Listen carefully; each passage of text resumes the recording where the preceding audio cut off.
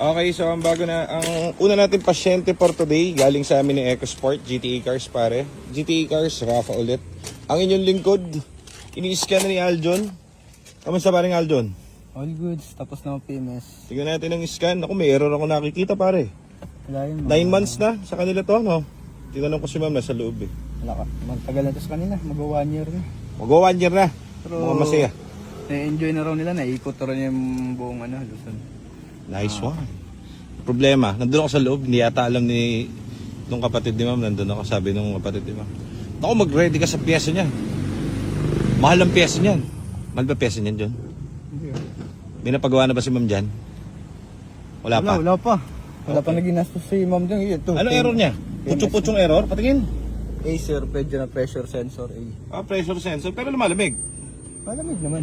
O, di wala lang yun. Wala lang. O, clear mo na yan. Tapos, yan lang ang error niya guys. Refrigerant. So, ibig sabihin yung maliit na valve doon sa labas. So, imagine 1 year wala pa napapagawa si ma'am. Saka nakakita ng parang Aljon.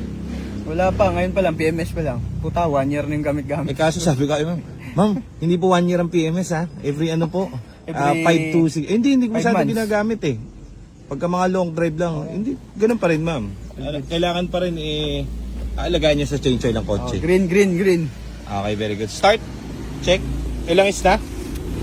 O pare, 1 year, export. Yun yung mga dumarating dito. Ngayon, kung bakit siya ganyan, bago ang clutch niyan, bago shift port niyan, refresh engine niyan, bago cooling system niyan. Hindi ba pare? May nakita ka ba sasakalin tayo rito? Wala. Wala pare. Wala kayo. Ang problema, sabi nung kapatid ni ma'am, narinig ko kasi dun sa, hindi nila alam, nasa kwarto ko. Sabi, sir, ano yan? Maganda ka ng pera.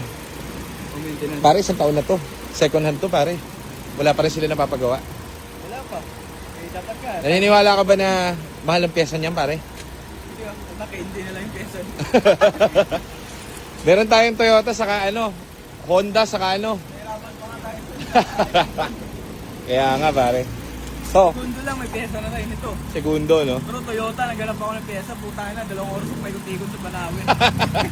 Yung Honda ko, 6 months na, pare. Wala pa rin pyesa, pare. So, guys, tandaan nyo second hand itong binili nila. Pero, wala, ganyan lang yung mga, pag dito nakabili yan, o yan, ganyan. PPMS lang kayo. Ayan pa rin yung tubig na nilagay namin. Ayan, ang cooling system. Shining bright, pare. Okay, so, kita mo naman. Oh.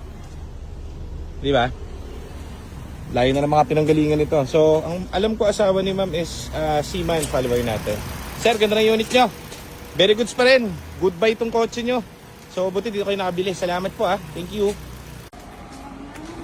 So, yun na sila ma'am, may-ari ng EcoSport. 1 year pare. 1 year, change oil. Yun ang puhunan nila ma'am. Kung paano yung kotse niya noon, yun pa rin siya. So, asawa kasi ni ma'am, OFW. So, uuwi na yata si sir. Babiyahin naman sila ng Leyte. See you ma'am. Thank you. GTE Cars, EcoSport, approved.